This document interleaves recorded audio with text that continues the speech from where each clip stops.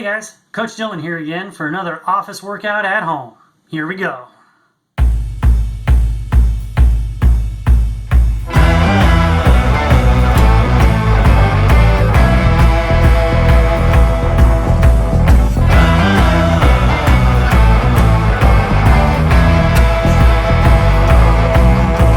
So I hope everybody's feeling healthy, feeling great. Here we are. We're going to hit another round of the at-home cardio crushers. Our warm-up today is going to be some bodyweight squats, some knee hugs, and some mountain climbers. And if you're lucky enough to have an at-home companion, personal trainer, assistant coach, just make sure you don't step on them. Bodyweight squats. We're going to do 10 of them, nice and easy. We want to make sure that we're keeping our glutes engaged, cores engaged. I don't want to see anybody's butt sticking out behind them like this while they're doing a squat. Keep it underneath you. And we're going to do 10 of them, 10, 15 of them, just nice and smooth down and back up. And you're only going as deep as you need to start getting stuff firing and feeling good. You want to make sure those knees stay over your feet. They want to track with your toes, right? If you're barefoot or in socks like me, you definitely want to make sure you're holding on with your whole foot. We don't want to be balanced up back on our heels. We don't want to fall over backwards. But we're just coming down and back up. Keeping that lower back nice and engaged, keeping the glutes firing, getting those legs warmed up. After that, we're going to do some knee hugs. You're just going to come straight up, pull the knee up, and back down. And we're looking for about 15 on each side. It's nice and smooth, give it a nice little tug, set it back down. We're doing two things here. One, we're working on the hip and knee mobility. But we're also working on stability, right? Make sure the hips and the leg is staying stable that we're standing on, and we're keeping that core engaged. So we're standing up tall, right? We're not getting here on it. We're standing up tall and pull that knee up. No force.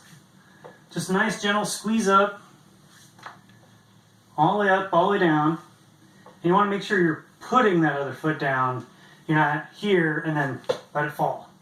We want to control. The whole point of this dynamic warm-up is to get stuff mobilized and to get those motor pathways firing so we're operating correctly. After our knee hugs, we're going to do a set of mountain climbers. So for these, we're going to want to be in a push-up position. Just like with the squats, we want to keep our shoulders engaged so we're nice and smooth. And then we're just going to slide those feet up and back, keeping that core nice and tight. We're looking for 15 on each side. We don't want to see you bounce. We don't want to see you bounce like this, right? That's not what we're after. We want to keep that core engaged so we're not bouncing. We're working on getting that shoulder girdle firing, keeping the core firing, and we're not bouncing up and down and hurting ourselves. If you don't have the upper body strength to do that, that's perfectly fine. Do them on an elevated surface, such as a counter, or in my case, in my office, Andrew's crib. And you'll be right here. You can still do the same thing, just back and forth. But again, we're still working on keeping that core tight so we're not bouncing up and down. And we're going to do that 3 times through. 10 to 15 squats, 15 knee hugs on each side, 15 mountain climbers on each side. After the warm-up, we're going to move on to our sprints. For this, you're going to want to go outside, or you can do it inside if it's not nice out, like it is today. You can definitely do this inside. You can either do high knees, or you can do speed squats. If you have a bike at home or rower at home, go ahead and use that. I default to running because I'm a runner. But we're going to go 3 years, easy, push, and hard.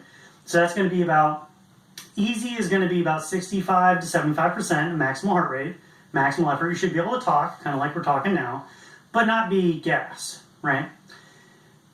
For push, we're going to be at that kind of 85 to 90% of maximal heart rate. You're going to be working hard. If you're running, you're probably going to be breathing in for 2 steps and breathing out for 2 steps.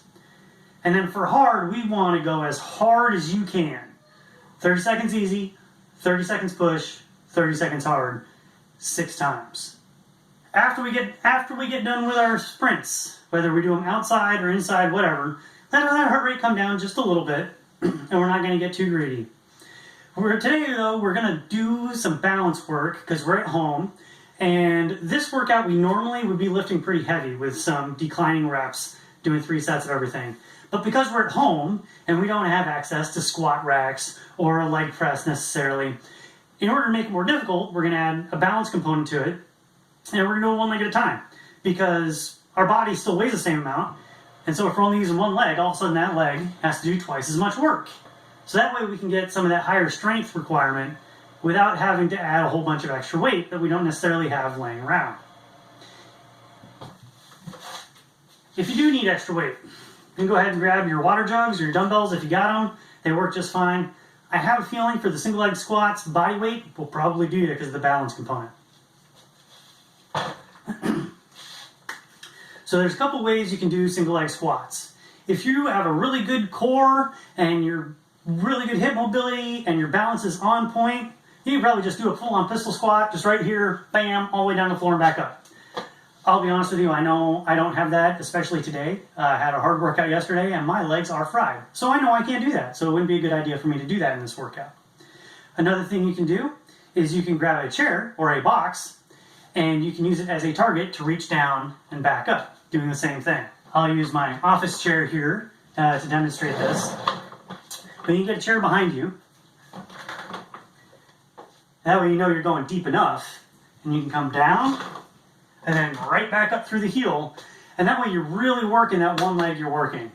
Notice I'm keeping this leg engaged, my other leg engaged, and it's out in front of me to help with balance. Because if my body weight is back here, have my leg out here, it helps with the balance a little bit so I'm not just falling backwards, right?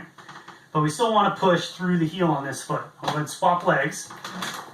So we're right here, I'm going to use my weak leg now, and we're just going to push through the heel, right, on the way up, all the way up. If you find that balance is an issue for you because of hip stability, you can increase that hip stability by being here. You can pick your other leg up, put it on your knee, and that's going to create a little more torque in the hips and give you a little more stability so you can get a little deeper in that squat. So from the side, we're here, and you can reach your hands out in front of you too. You're coming down and right back up. You can also do it by sticking your leg out behind you. So you're coming down and back up. Notice by doing this, it can be a little more difficult to keep my back and that bottom leg, the shin, parallel, right? Which is what we want to do anytime we're doing a squat, right? But you can do it. This is easier for balance than the pistol squat though. So there's 3 modifications for the single leg squat for you. We're going to be looking for about 15 to 20 reps on each leg. We're going for volume today. We don't have the heavy weight, so we can make up for that by doing more reps. Next up, we have our curl with the arm press. I'm going to borrow my wife's dumbbells for this, but if you don't have dumbbells at home, grab like a can of beans or a can of soup or something. It is about the right weight. These do not need to be heavy because we're working on the little muscles that stabilize your shoulder and control the rotation of your upper arm while we're doing it. So, we're going to start here, stand about a 45-degree angle so you guys can get a better angle on it. We're going to start here, shoulder blades down and back, core is tight, and we're going to start with our hands in a neutral position, and we're just going to curl it up here. And that's not a big deal, right? I mean, we're using lighter weight than we normally would for a curl, big whoop. The tricky part is now we're going to come straight up, all the way up, all the way down. Now, if you have a mirror, do this in front of your mirror at home, whether it's in your bathroom, full-length mirror, whatever, because you'll be able to see what your elbows are doing. And so if you watch, I'm coming up here, and then my elbows are going straight in front of my shoulders the whole time. Straight up. And then when I'm at the bottom of the range of motion, my hands are actually going to be facing forward. So it's a corkscrew motion the whole way up. But we want it straight up and down the whole time. And if you don't have the range of motion in your shoulder to get here, you can only get here, that's fine, right?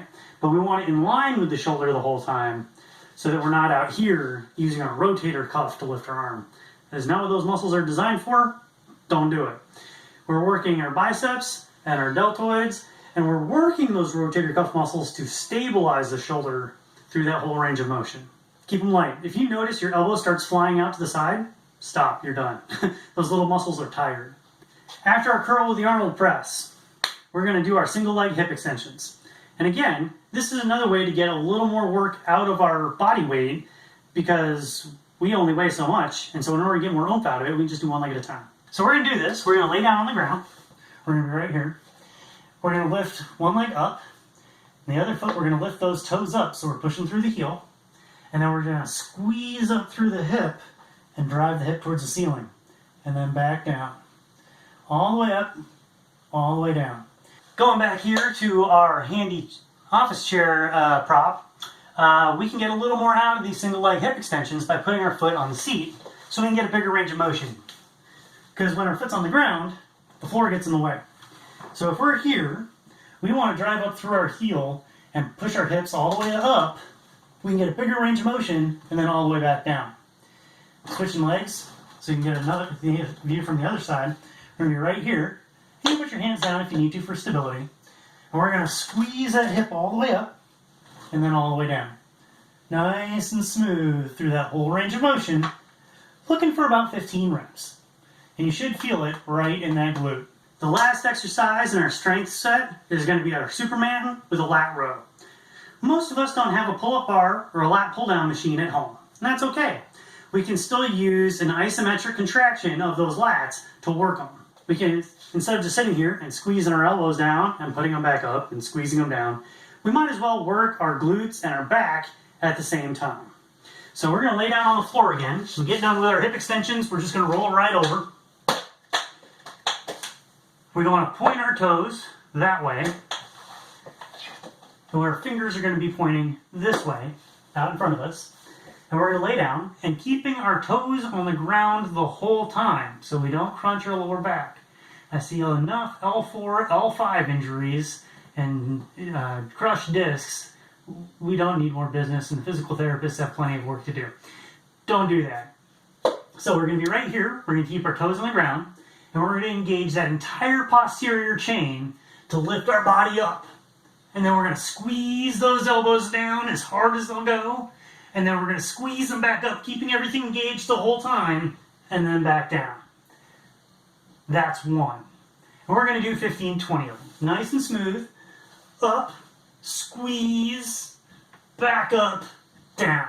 That's two. We want to be somewhere in the range of about 15 reps for all of these exercises. Single leg squats, curl the arnold press, single leg hip extensions, Superman with a lat row.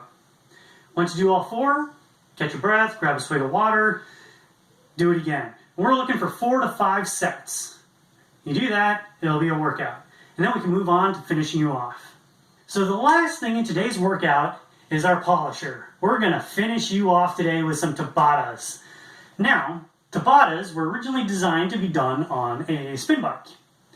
Notice I don't have a spin bike. Most people don't at home, that's okay.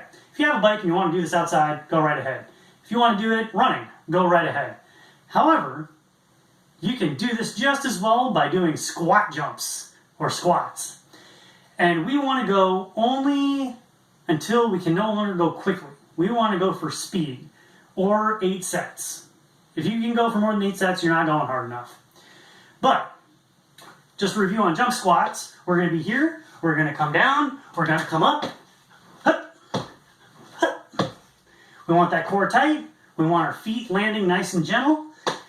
And we want to be quiet. You notice even on my noisy wood floor, laminate wood floor, which is notoriously noisy, it's still fairly quiet when I land, right? I come up and it's quiet. And that's what we're looking for. Because that means you're eating less impact. If you hear on impact and it's really loud, that means your body is eating that impact. And that means you're probably not using your muscles to absorb that impact. And we want to use that eccentric contraction on landing to get as much out of these as we can. We want to fire fast, and then we want to absorb the impact in the quads and the glutes and our calves. So, set yourself a timer, 20 seconds, and do as many of them as you can, as hard as you can, and then give yourself 10 seconds complete rest. And then 20 seconds as hard as you can go, and then 10 seconds complete rest, until you can no longer go hard. Once you can no longer go hard, and you can no longer jump explosively, do one more set of speed squats. So it's going to look the same, it's going to feel the same, we're just not coming up off the ground. These are also really useful if you have a knee or back injury or something where it would be a bad idea for you to be jumping and landing. Do speed squats. You can crank up and down just as fast as you can go, and you'll still get a wonderful workout out of it. And by the time you get done finishing off your Tabatas, you should be completely cooked. If you're not, you didn't work hard enough. So until next time, train smart.